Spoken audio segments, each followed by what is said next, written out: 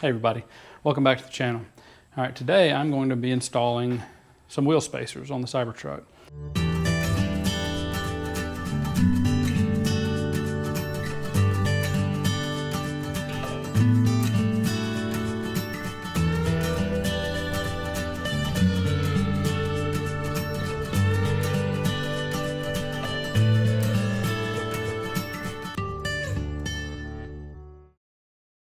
So in doing some research on this, I found that there are some very strong opinions on wheel spacers.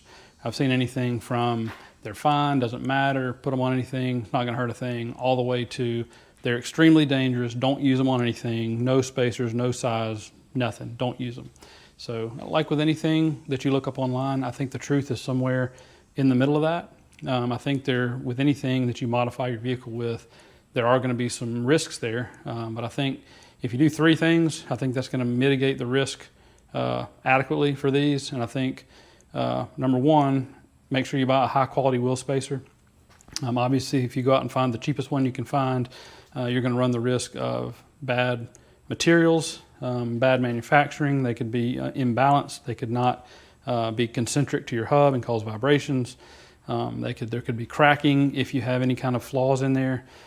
So that's important. Make sure you get a high quality spacer from a reputable company to make sure those materials are top quality and that they're machined to good quality. Number two, make sure that the seating surfaces are clean and free of any kind of debris or dirt or dust or rust or anything that could cause them not to seat against each other properly. And three is torque spec. So make sure from the manufacturer that you understand what the torque spec needs to be and make sure it's there. Most things that I've seen recommend going back after 100 miles or so and checking that torque. I do plan to use thread locker, Loctite thread locker, the non-permanent style, on my wheel spacer studs only, obviously not on the lug nut studs. But if you use thread locker, another thing to remember is that before it sets up, when you first use it, it acts as a lubricant. So you do not have to go as high in torque on that initial tightening. Otherwise, you risk over torquing and overstretching those bolts or studs if you put the full torque spec on a lubricated bolt. So be careful of that. 15 to 20% less than full is what they recommend for applying Loctite, and that's what I plan to apply there. So anyway, now that that's out of the way, I also wanted to explain why I want to do this. So I'm going to flip this around. So with the Cybertruck, these are the factory all-terrain tires, and currently it's sitting at the lowest possible setting. So this is the entry setting. I've got it set to go all the way down to entry mode when I put it in park, and that helps my wife who's in a wheelchair to get in and out with no problem. That makes your ground clearance somewhere around 6 or 7 inches at the lowest. And when you go all the way up to the highest ride height, which is called extract, you've got over 16 inches of ground clearance. So that's a pretty good bit of travel. And that does affect how much your tires actually poke out, because with the independent front and rear suspension, when you go up, so if this was your A-arm coming out, if you're at a low ride height, this is basically down at a more flat position, which makes your tires poke out the most that they're ever going to at this low height. If you raise that suspension, your A-arm your wheel stays on the ground, your A-arm is going to rise because of the airbags, and the higher it rises, it's basically going to pull that wheel and tire toward the center of the vehicle. So this current, what you can see right here, which is essentially flush with the top of the factory fender flare, and then those flares come in at an angle, so your tire does poke out slightly, maybe an inch, maybe not quite an inch as you come down. I'll show it on the higher ride height as well. You'll see that they pull in considerably from this location. This is a pure opinion, but I tend to like a little bit of poke, an inch or so of poke coming out of the fender well on a vehicle, especially a truck. You can do this. You can't overdo this. I don't want it to poke out too much or it looks stupid. And I'll show a few examples of that just to kind of give you where I'm coming from and what my opinion is.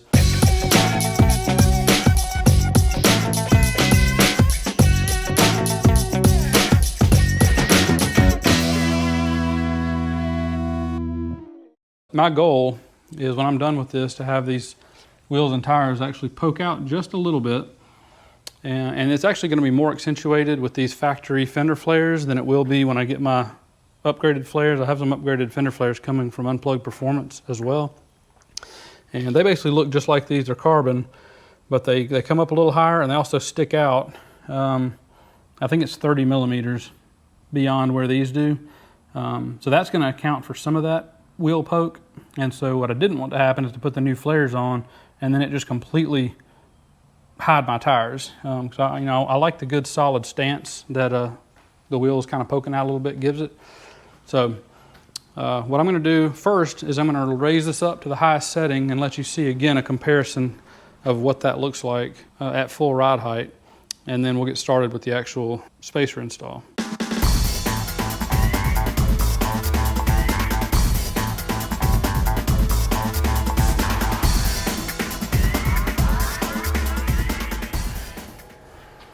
All right, so that's raised up at the full ride height.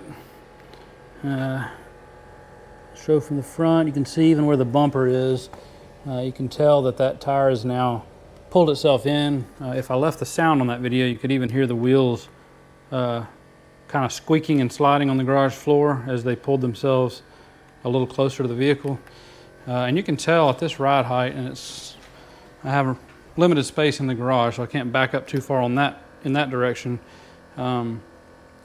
With the ride height raised up, I also want the wheels to poke out just a little bit.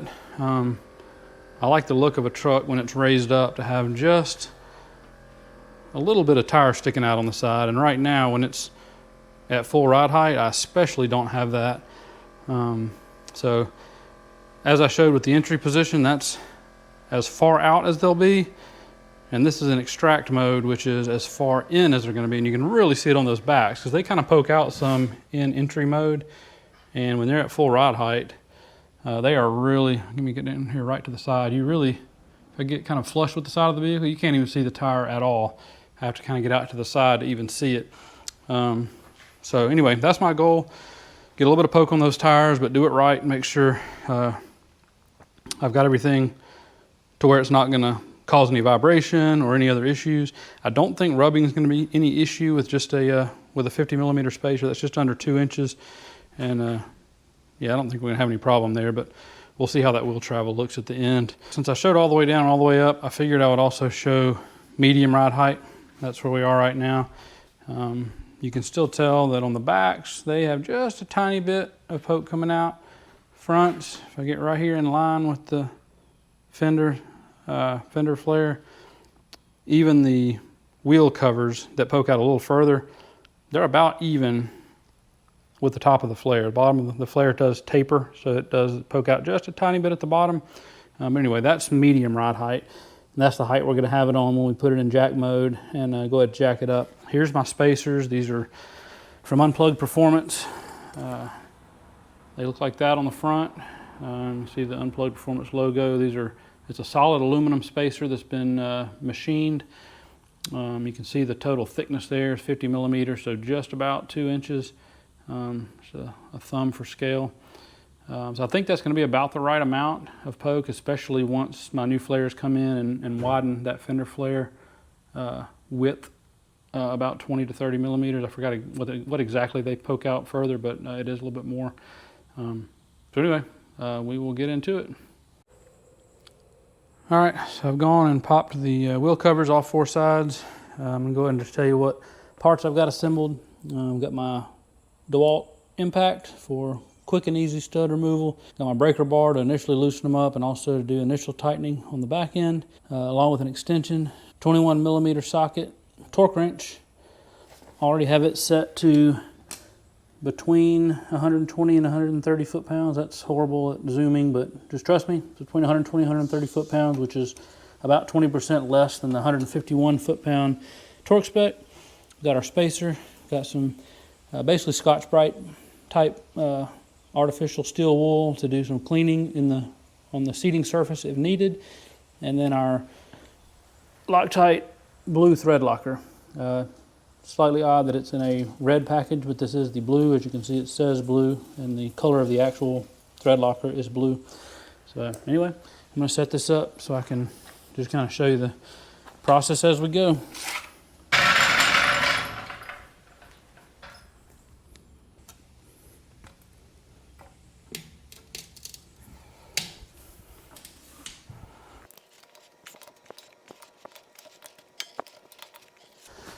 Broken free. You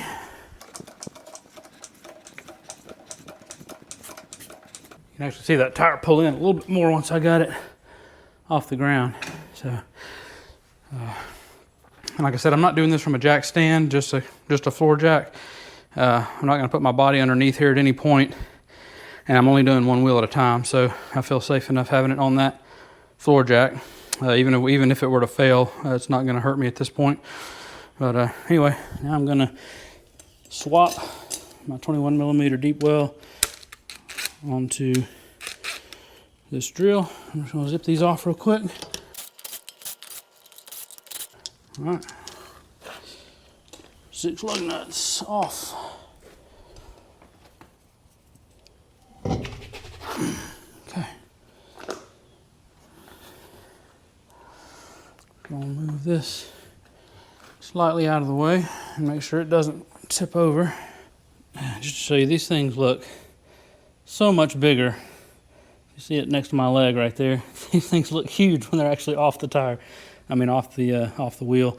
But as you can see, there's a little bit of brake dust and some corrosion in between there. So I'll wipe that stuff off. So that's going to contact the front plate of that spacer, and then same thing right here on our wheel hub. I'm not too worried about that center part, because that's not going to be touching anything, but the main thing is that seating surface, the flat part between the studs. I'm going to scrub that a little bit, make sure it's clean, and we will proceed on.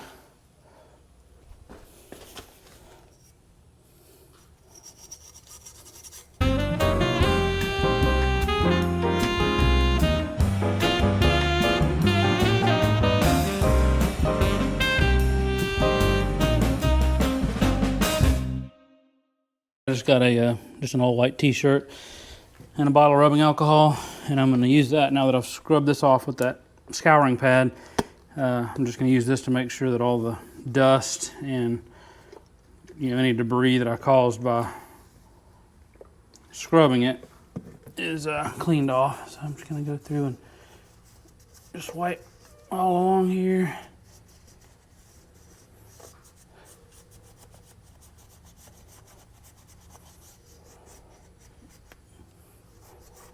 Want to give ourselves the best chance possible that this seating surface is nice and clean, smooth. This will ensure that.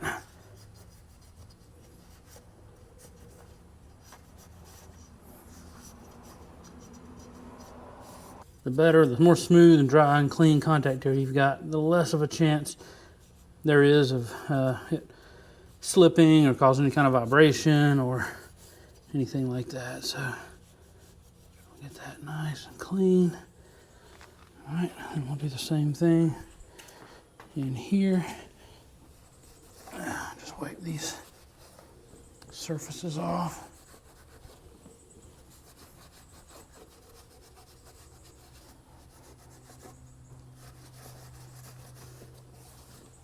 All right,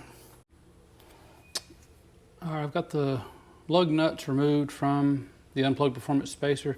As you can see from the back, there's a wider part of this spacer on the inside right there, and that fits just perfectly around the outside edge of this wheel hub. So as you can see, just line this up, and let's see if I can get this in here a little bit closer. There we go. You can see it's a very snug fit. Even if I try to move it with no lug nuts in there, you can see it'll rotate because the lugs will center that on the studs once I get them in there. But as far as moving up and down or side to side, You can barely hear it, but not much. It really sits right around that hub really well. And again, once the lugs, so these lug nuts have got a tapered edge that'll go in that way, and that's going to center that up and pull it in just right. So what I'm going to do is put just a few dots of Loctite on each of these studs, and I'm going to run these down on them, and I'm going to have to do this relatively quickly. It says they'll set up in about 10 minutes. Shouldn't take me but maybe 3 to 5 to get everything, you know, tight and then properly torqued. But I'm going to want to do it without taking any kind of break in between, so that this Loctite doesn't set up and then break free before I'm ready for it to. So here we go.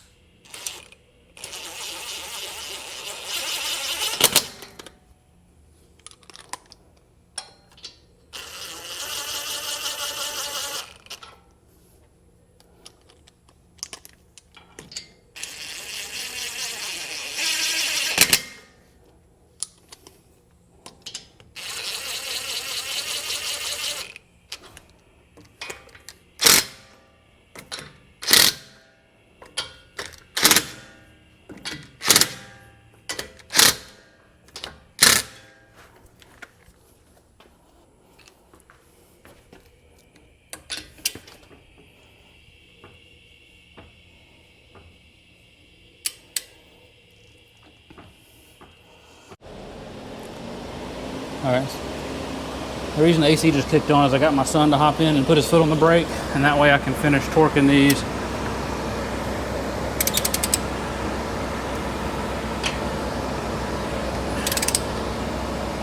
They're still fairly loose. I'm gonna tighten them first.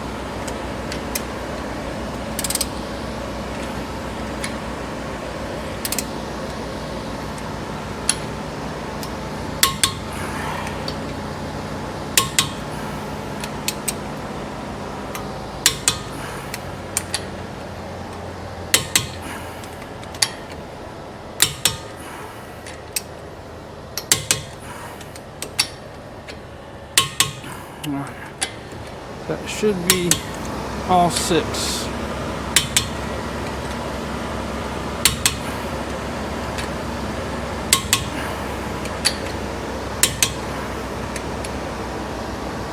Alright, there we go. Alright, all those are torqued to between 120 and 130 foot-pounds. Now I'm ready to set this wheel back on.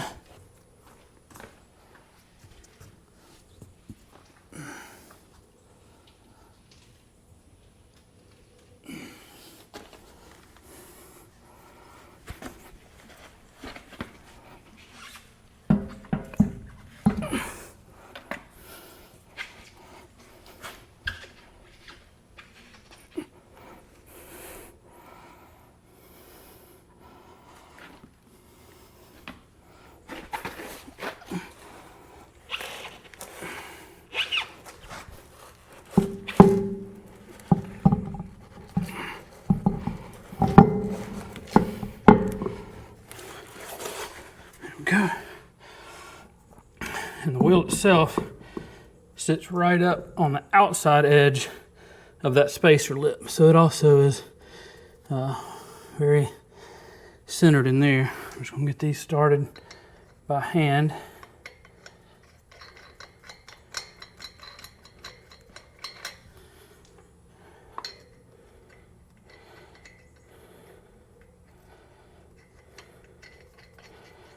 And again, no Loctite on the actual wheel lugs.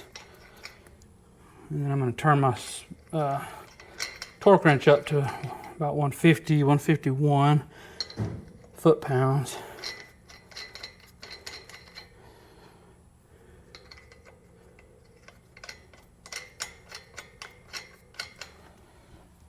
Let's see, hold that steady. Swap this over.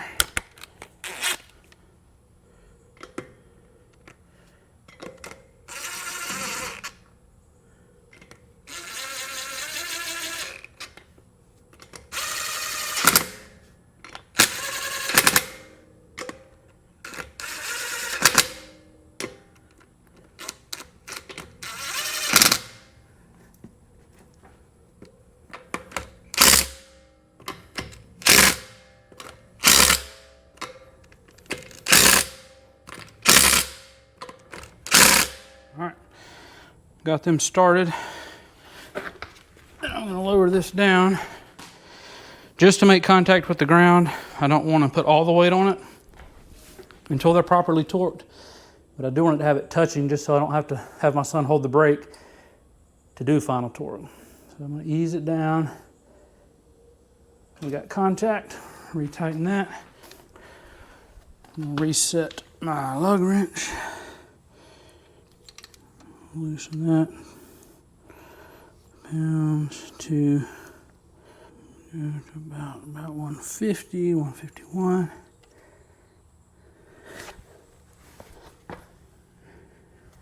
We are touching there, I think.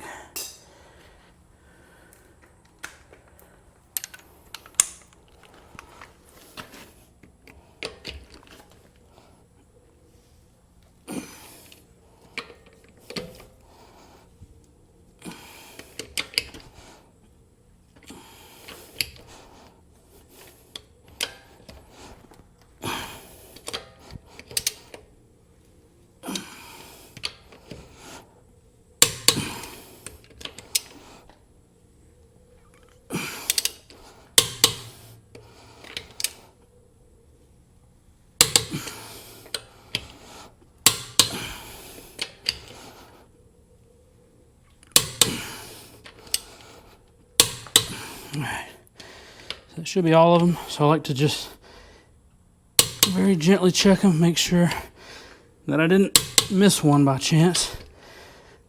Initial torque's always done in a star pattern, but I like to go around in a circle at the end just to make sure that I didn't miss one. All right, that is back on. I'll drop that one back down.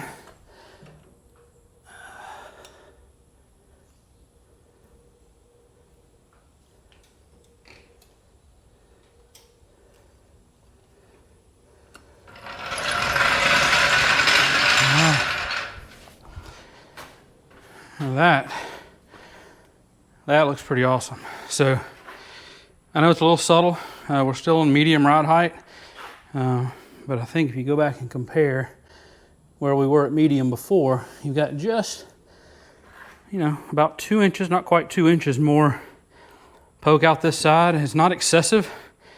I don't know how well you can see that back tire, but you can tell that this one definitely is poking out just a little bit.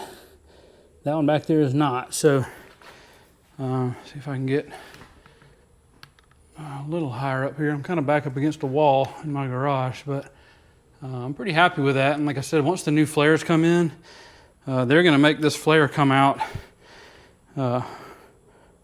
probably almost to the edge of the actual tire tread. You'll still have the sidewall sticking out, but I think that'll be just right with a wider flare. And I'm happy with that. So now I just got the other 3 to do and we'll be ready. I figured while I had just one front tire done, I'll show the comparison of wheel spacer, no wheel spacer. Let's get even with the flare. So no wheel spacer, wheel spacer. No wheel spacer. Wheel spacer. It's kind of subtle, but again, I don't want a huge amount of tire poking out, but just a little bit more to give it that slightly more aggressive stance. And I think that does just what I wanted it to. So there you go. All right, well, here's the finished product. So this is all the way down in entry mode. And I'm gonna try to give kind of a spin around so you can see what those wheels look like, poking out just a little further than before. And then I'll show in the other ride height what it looks like.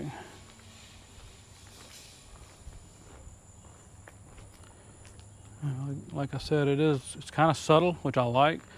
I don't want them poking way out. I just wanted that slightly more aggressive stance. You can see like on that back one, it's sticking out another, a couple inches further than it was before.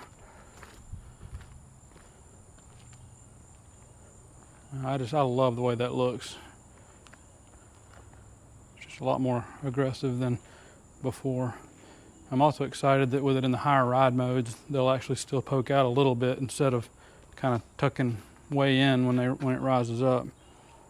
I'll show you that now.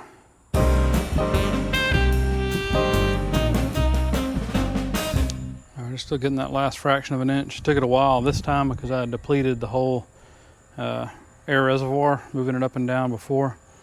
And you can slightly hear that air compressor still running, but you can tell they don't poke out quite as far when it's all the way up. They're not flush, but they're just hanging out a little bit, which I like. So this is the farthest end that they will ever be at the full ride height. But they've still got just a little bit of aggressiveness instead of being tucked up underneath the fender flares. They've actually still got just a little bit outside the flares, which I really like.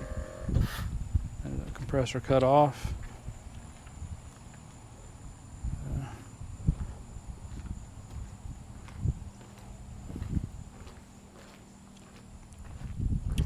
But yeah, I'm just super happy with those. I debated going with the, I think they've got 30 millimeter and 50 millimeter, and I did the 50 millimeter. And I'm glad I did. I don't think you'd be able to tell near as much with the ones that are about half the size. But anyway, there you have it. I'm gonna move it back down from there to medium ride height, which will show you kind of what it normally would look like going down the road. And that'll give it about a medium look as far as how far they're poking out.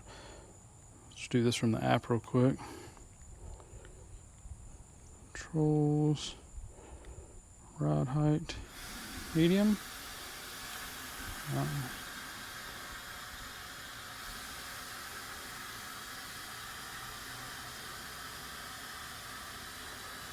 Here it comes.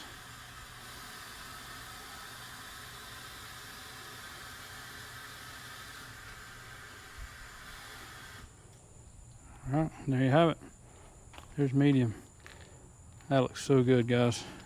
Pumped about that. Here's our back ones from the front side.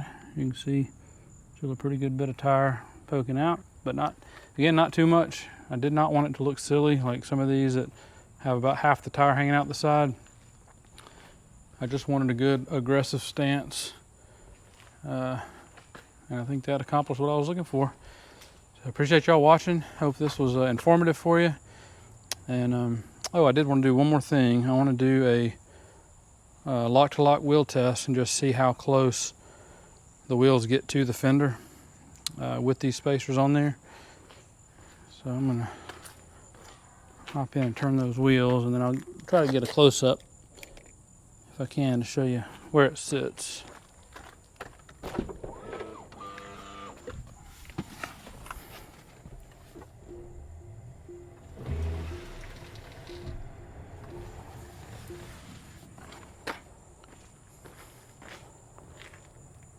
All right, that's all the way left, and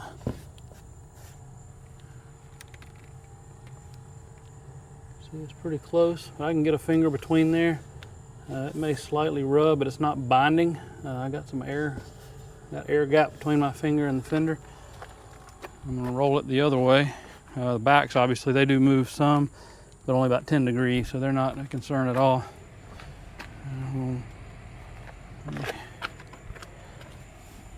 Hop in, roll that the other way.